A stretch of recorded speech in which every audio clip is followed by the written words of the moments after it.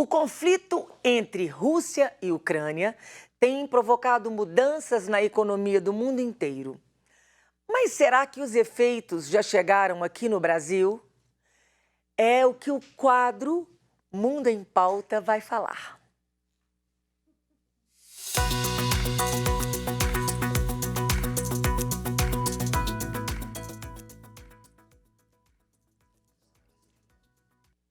E eu converso agora com a nossa querida parceira, professora, doutora Maria de Lourdes Albertini. Bom dia, Lourdinha. Bem-vinda de volta. Alegria.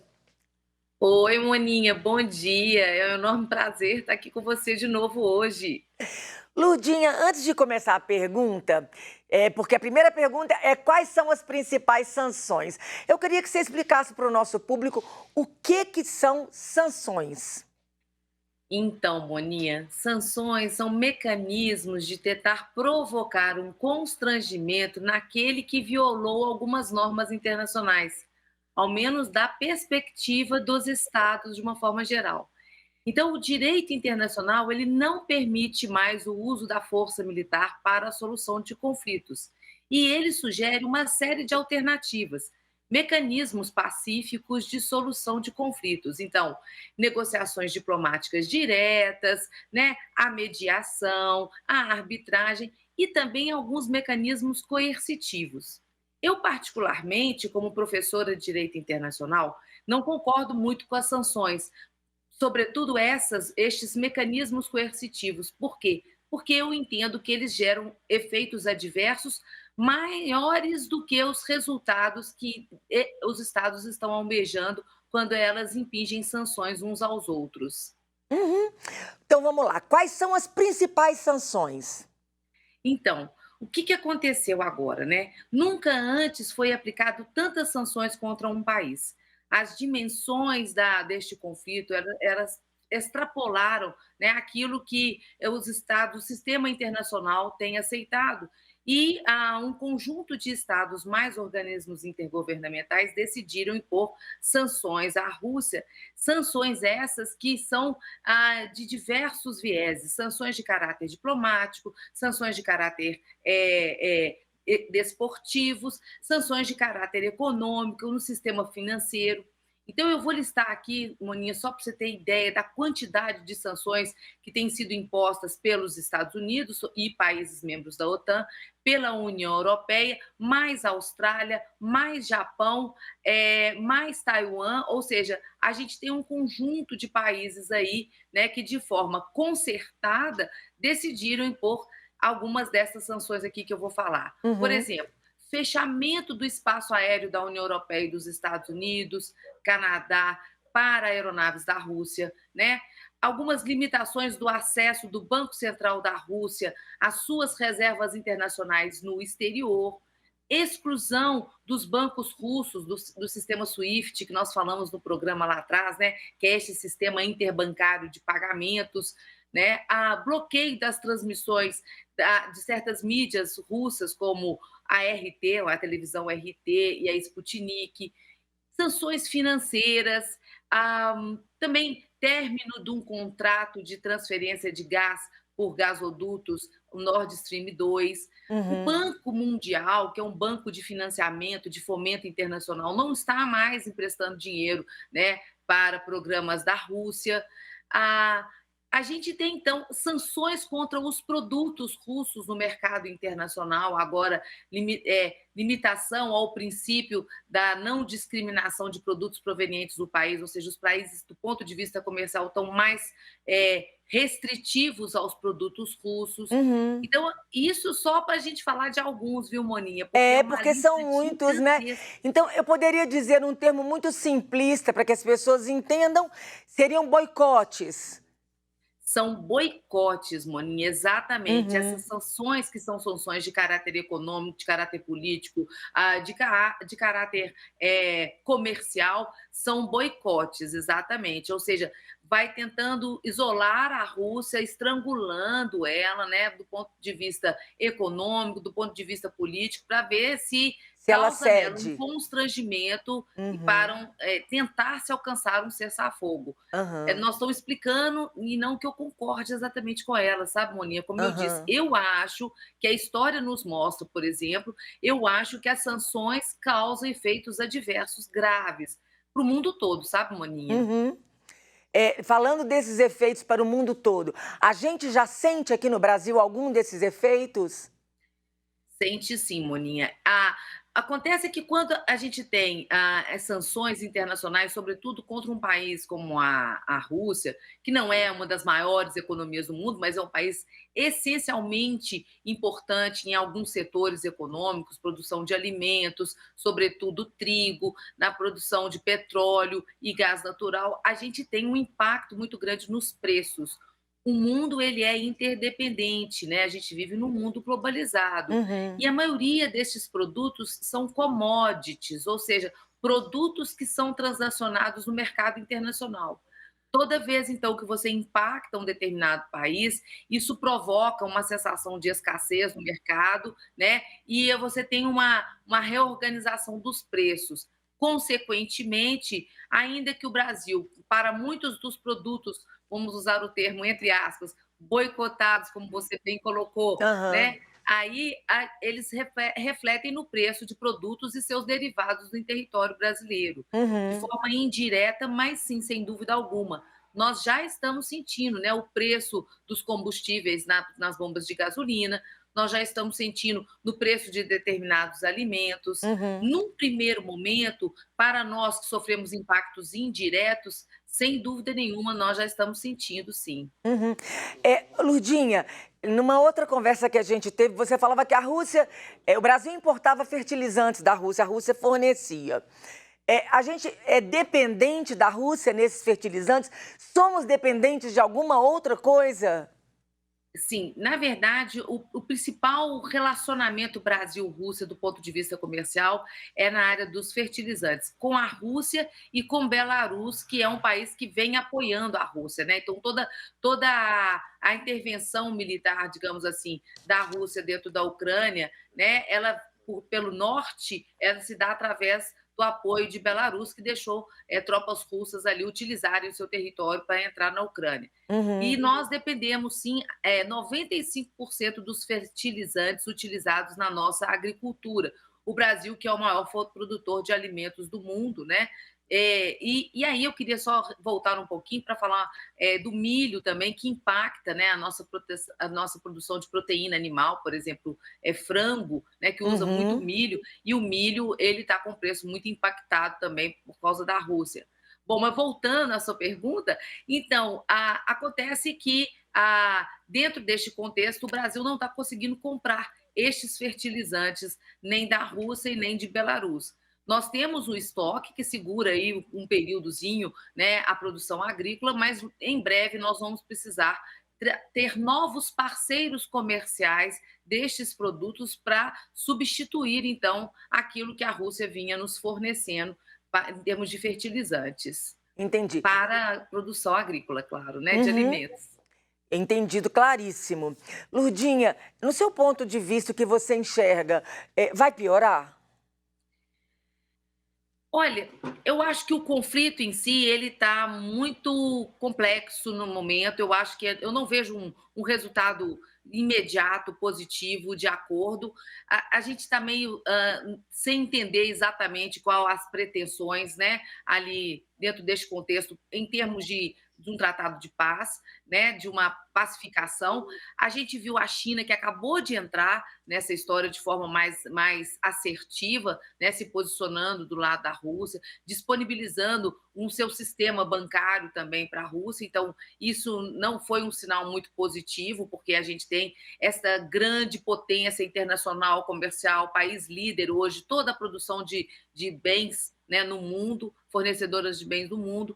O mundo já vem impactado do ponto de vista econômico por conta da pandemia, tentando retomar aí por conta da pandemia. Então, eu particularmente acho que tende, no curto prazo, a piorar, sim, nesse efeito escalonado que o conflito pode provocar. Só que eu, particularmente, sou um pouco mais positiva. E eu acho que para o Brasil, em algumas áreas, pode ser bom. O Brasil pode, de alguma forma, reverter isso favorável, sabe? Por exemplo, aumentar a sua produção de petróleo para suprir aquela lacuna, né, de petróleo que a Rússia não pode mais fornecer para os Estados Unidos e para a Europa, por exemplo. Então, isso é um ponto que eu acho que pode ser que melhore para o Brasil. Uhum. Também, do ponto de vista tarifário, eu acho que minha câmera está dando um probleminha aí, Tá piscando. ela deu para ficar assim hoje e ela ficou chatinha. Fecho ela? O que que você acha? Pode fechar. Pode fechar que a gente Sim. conversa. Eu fico com a sua voz. Acho que agora estabilizou? É. Estabilizou, voltamos. Então, bom, então eu acho que assim, do ponto de vista para o Brasil, algumas medidas podem ser tomadas para minimizar esses efeitos. O que o Uhum. governo vem fazendo, por exemplo, é reduzir a tarifação em cima de determinados produtos, né? A tributação, a imposição de determinados impostos e reduzindo esses impostos, essas tarifas sobre determinados produtos.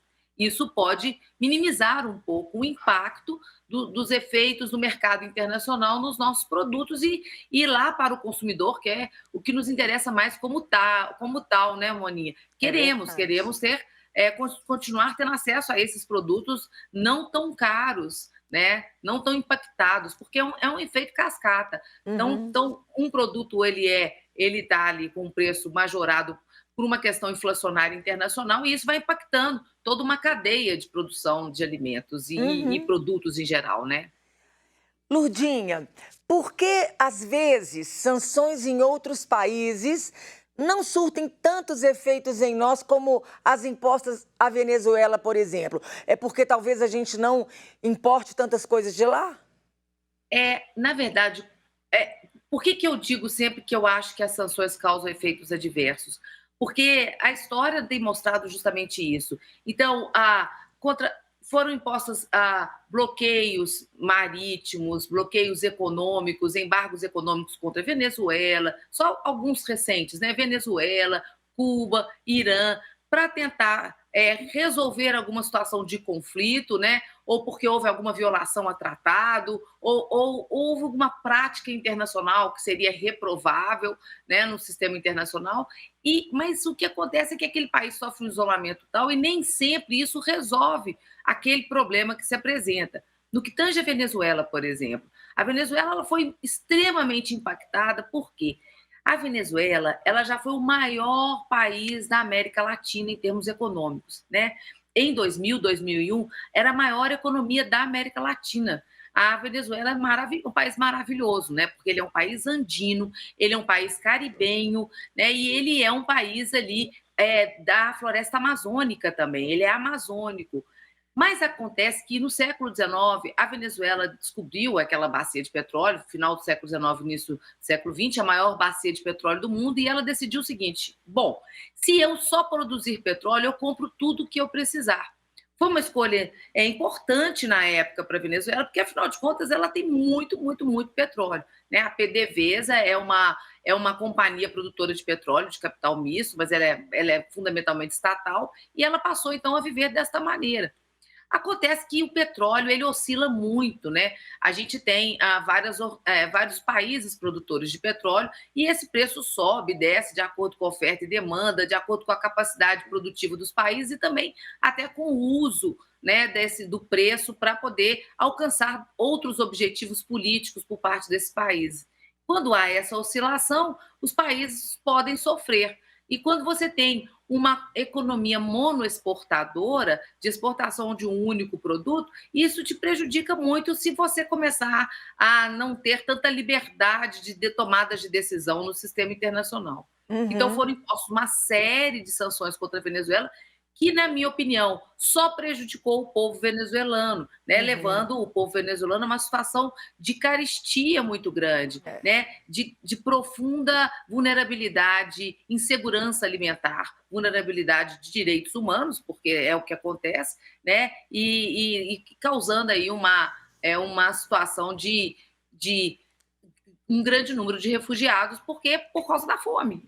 Basicamente, isso não são dados meus, né, são dados do Acnur, né, o Alto Comissariado das Nações Unidas para os Refugiados. A própria ONU já declarou essa vulnerabilidade econômica, né? Uhum. Mas, enfim, mas quanto à Venezuela, olha que coisa interessante. Agora, dentro dessa situação de conflito com a Rússia, que se apresenta mais grave, digamos assim, para o sistema internacional, a Venezuela está tentando aí um acordo com os Estados Unidos, ou os Estados Unidos que impuseram, foi o país líder nessas sanções impostas à Venezuela, resolveu chamar a Venezuela para um papo, né, para ver se compra o petróleo da Venezuela. Ai, tomara. Lurdinha, outros países no mundo também sofreram ou sofrem sanções? Então, muitos países do mundo, né? As sanções, elas são sempre essa medida utilizada pelos países para tentar constranger o outro. Uhum. Trabalhar com sanções, portanto, é sempre essa tentativa de tentar reverter uma determinada situação. Mas que, é como eu disse, eu não acho que elas são eficazes, né? Ou elas são muito pouco eficazes. Muitos países sofrem sanção. Recentemente, o Irã, né, ele sofreu uma série de bloqueios marítimos de navios que estavam embarcados com alimentos, e o Brasil tinha um navio aqui, né, alguns navios aqui, por sorte, o Supremo Tribunal Federal falou assim, olha, isso daí é uma questão de direitos humanos, são alimentos, liberam esses navios. E há uma pressão internacional para que os países formem essa coalizão, porque a sanção sendo unilateral, ela é menos eficaz ainda. E eu acho que elas deveriam até ser proibidas. Agora, a Líbia sofreu sanções, a Síria sofre sanções até hoje, né? A Coreia do Norte sofre muitas sanções. Então, tem muitos países, sim, que vêm sofrendo sanções, ora porque eles interferiram, né, na integridade de outros países, ora porque eles estão em conflitos internos gravíssimos que violam os direitos humanos, né? Enfim, minha câmera hoje está chatinha, me desculpa. Fica tranquila que a gente vai coordenando daqui, não tem problema. Importante é o conteúdo também, além de seu rosto lindo também aqui, mas a gente vai no conteúdo. Lurdinha, uma última pergunta.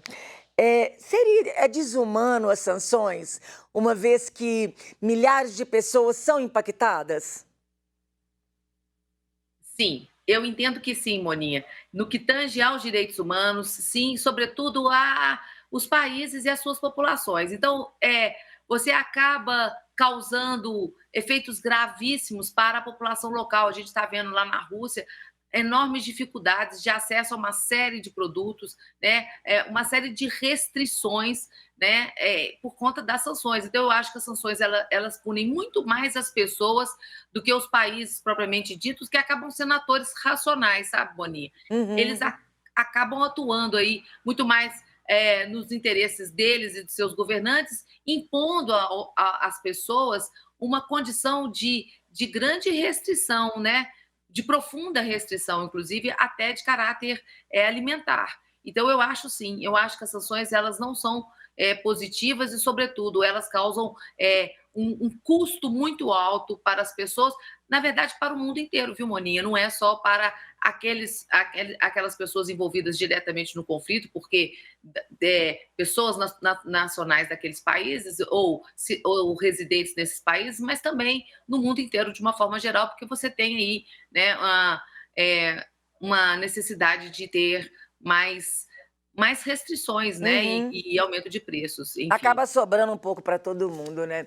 Sobra para todo mundo, Moninha, sobra para todo mundo. Lembrando, o Instagram da Lurdinha está aqui, @Maria de Lourdes Albertini. Gente, vai lá, começa a seguir. A Lurdinha está sempre participando de fóruns, de debates, de lives, com esses assuntos tão importantes para a gente aprender e entender, porque nós que estamos do lado de cá, para a gente às vezes fica um pouco difícil de entender a complexidade desse conflito, mas com ela explicando dessa forma tão simples e clara, a gente entende tudo. Ah, Ludi, muito obrigada. De tudo que a gente falou, tem alguma coisa que você gostaria de acrescentar?